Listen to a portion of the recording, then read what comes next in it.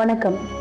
அஞ்சரை பெட்டியின் மூலிகை விருந்துல இன்னைக்கு நம்ம பார்க்கக்கூடிய டிஷ் நார்த்தங்காய் சாதம். நார்த்தங்காய் இதை நம்மளுக்கு எப்படி தெரியும்? வெறும் ஊறுகாவா தான் தெரியும். இப்போ நார்த்தங்காயில சாதமும் பண்ண முடியுன்றதான் இப்போ நம்ம பார்க்க போறோம்.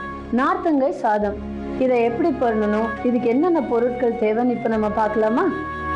சாதம், நார்த்தங்காய் ஜூஸ், உப்பு, கடுகு, உளுத்தம் பருப்பு, கடலை பருப்பு, காய்ந்த மிளகாய், கறிவேப்பிலை, பெருங்காயம், தேங்காய் எண்ணெய். இப்போ நார்த்தங்காய் சாதம் எப்படி பண்றதுன்னு பார்க்கலாம். முதல்ல அடுப்பை பற்ற வச்சுக்கோங்க. அதுல கடாயை வச்சுக்கோங்க. நம்ம நார்த்தங்காய் சாதம் பண்ண போறோம்னு முதல்ல அரிசியை கழுவி வேக வச்சு எடுத்து வச்சுக்கோங்க. அதே மாதிரி நார்த்தங்காவை நல்லா ஜூஸ் பண்ணி அந்த திப்பியெல்லாம் எடுத்து போட்டு எலுமிச்சங்காய் சாறு எப்படி புழுவோமோ அந்த மாதிரி புழிஞ்சு இந்த மாதிரி எடுத்து வச்சுக்கணும். நார்த்தங்காவை பத்தி சொல்லணும்னாக்கா, நார்த்தங்காய் விட்டமின் சி நிறைய உள்ள ஒரு காய். இப்போ நார்த்தங்காய் சாதம் எப்படி செய்யறதுன்னு பார்ப்போம். கடாய் சுட்ட உடனே அதுல சிறிதளவு தேங்காய் எண்ணெயை விட்டுக்கோங்க.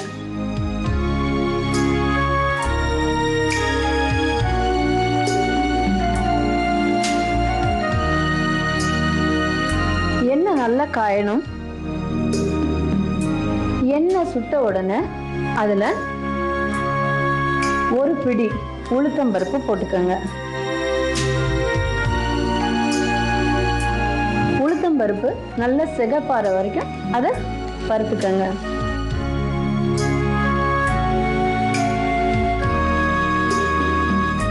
அதோட ஒரு பிடி கடலை பருப்பையும் சேர்த்துக்கோங்க.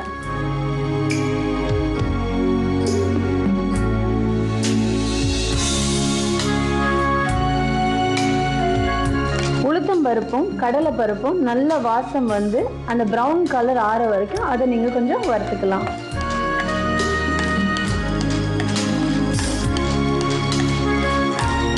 இப்போ அதோட காஞ்ச மிளகாய் காரத்துக்கு யூஸ் பண்ணிக்கலாம்.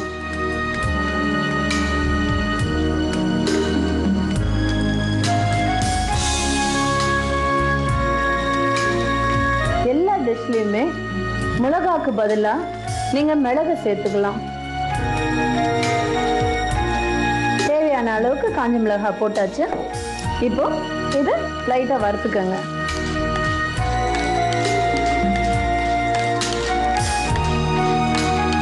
இந்த உளுத்தம் பருப்பு, கடலைப்பருப்பு, காஞ்ச மிளகாய் வறுத்த உடனே அதுல கொஞ்சமா நீங்க பெருங்காயத்தை சேர்த்துக்கலாம்.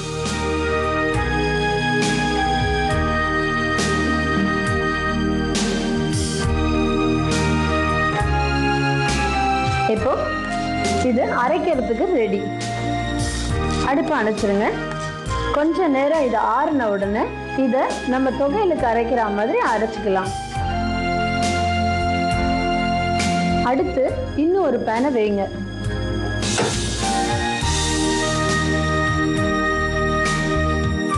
இப்போ இந்த பேன் சுட்டதுக்கு அப்புறமா அதுல ஒரு ஸ்பூன் தேங்காய் எண்ணெய் விட்டுக்கோங்க.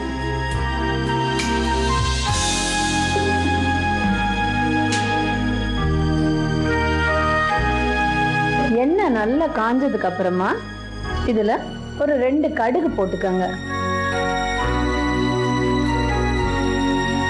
கடுகு நல்லா வெடிக்கிற சத்தம் வந்ததுக்கு அப்புறமா சீசனிங்க்கு ஒரு 4 கருவேப்பிலை போட்டுக்கோங்க. இது அப்படியே சிம் பண்ணிட்டு ஏற்கனவே நம்ம வதக்கி வச்சிருக்கிற அந்த உளுத்தம்பருப்பு, கடலைப்பருப்பு, காஞ்ச மிளகாவை தொகையல் மாதிரி அரைச்சுக்கோங்க.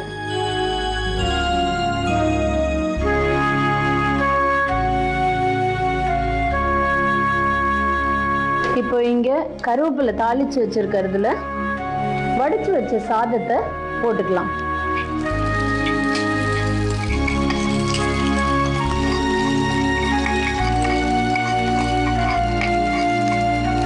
இந்த சாதமும் எண்ணெயும் ஒண்ணா சேரணும்.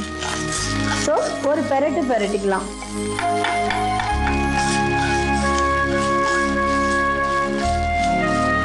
இது ஒண்ணா சேரும்போது நீங்க மிக்ஸில இட்ட இந்த வறுத்து வச்சிருக்கிற உளுத்தம்பருப்பையும் கடலைப்பருப்பையும் ஒரு தொகையல் பதத்துக்கு அரைச்சுக்கோங்க.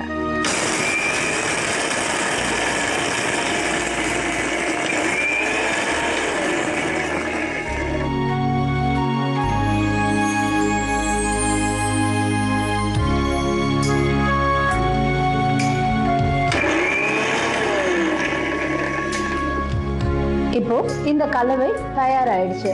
இப்போ எண்ணெயில போட்டிருக்கிற இந்த சாதத்தோட மிக்ஸ் பண்ணிக்கிங்க.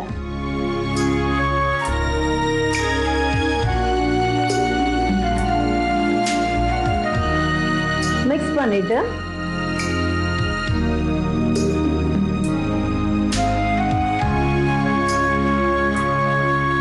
இதுக்கு தேவையான அளவுக்கு நீங்க உப்பை சேர்த்துக்கலாம்.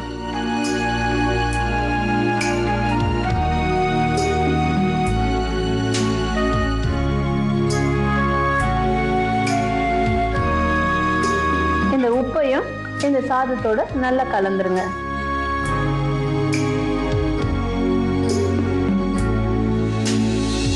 இப்போ நல்ல வாசம் உங்களுக்கு கிடைக்கும். அந்த நேரத்துல ஏற்கனவே நம்ம புழிஞ்சு வச்சிருக்கிற நார்த்தங்காய் ஜூஸை வேண்டிய அளவுக்கு சேர்த்துக்கோங்க.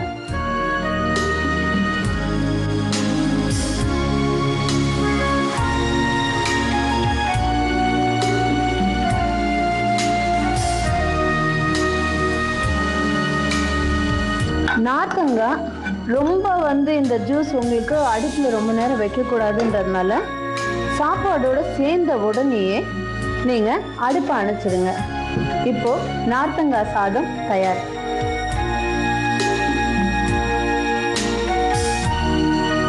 சாப்பாடே பிடிக்காத குழந்தைக்கு கூட இந்த சாதத்தை கொடுத்தீங்கன்னா உங்களை சாப்பாடு கேட்டு தொந்தரவு பண்ற அளவுக்கு இது ஒரு நல்ல ருசியான ஒரு சாப்பாடு. இப்போ நார்த்தங்காய் சாதம் ரெடி. நார்த்தங்காய் சாதம் செய்யறது எப்படின்னு ஒரு சின்ன ரீகேப் போலாம். சாதத்தை வேக வச்சு வச்சுக்கோங்க. அதே மாதிரி நார்த்தங்காவை ஜூஸ் புழிஞ்சு வச்சுக்கோங்க. முதல்ல அடுப்பை பற்ற வச்சு அதில் ஒரு கடாயை வச்சுக்கோங்க. அந்த கடாய் சுட்டதுக்கு அப்புறமா அதில் தேங்காய் எண்ணெய் ஒரு ஸ்பூனோ 2 ஸ்பூனோ போட்டுக்கோங்க. எண்ணெய் சூடான உடனே முதல்ல போட வேண்டிய இன்க்ரீடியன்ஸா உளுத்தம்பருப்பு. அது ஒரு 2 செகண்ட் ஆனதுக்கு அப்புறமா கடலை பருப்பை போட்டுக்கோங்க. காஞ்ச மிளகாவை போட்டுக்கோங்க. கொஞ்சம் பெருங்காயம் போட்டு வதக்கி அதை அரைச்சி எடுத்து வச்சுக்கோங்க. அடுத்து இன்னொரு பேன்ல கொஞ்சம் எண்ணெய் வச்சு அதில் கடுகு கருவேப்பிலையை தாளிச்சுக்கோங்க. தாளிச்சதுல ஏற்கனவே நம்ம சமைச்சு வச்சிருக்கிற அந்த சாதத்தை அதில் போட்டு பெரட்டுங்க. பெரட்டிட்டே இருக்கும்போது கொஞ்சம் எண்ணெயோட அந்த சாதம் சேர்ந்த உடனே அரைச்சி வச்சிருக்கிற அந்த பவுடரை இதில் தூவி விடுங்க. தூவி விட்டுட்டு அதில் கொஞ்சம் உப்பு ஆட் பண்ணிக்கிங்க. உப்பு போட்டு எல்லாம் கலந்ததுக்கு அப்புறமா இறக்கிறதுக்கு ஒரு 2 நிமிஷம் முன்னாடி ஸ்டவ் ஆஃப் பண்ணிட்டு நார்த்தங்காய் ஜூஸ் நம்மளுக்கு எவ்வளோ தேவையோ அதை போட்டு கலந்துக்கிட்டீங்கன்னா நார்த்தங்காய் சாதம் ரெடி. மீண்டும் இதே மாதிரி ஒரு நல்ல டிஷ்ஷோட உங்களை சந்திக்கிற வரைக்கும் உங்களிடமிருந்து விடைபெறுவது உங்கள் புவனேஸ்வரி. நன்றி, வணக்கம்.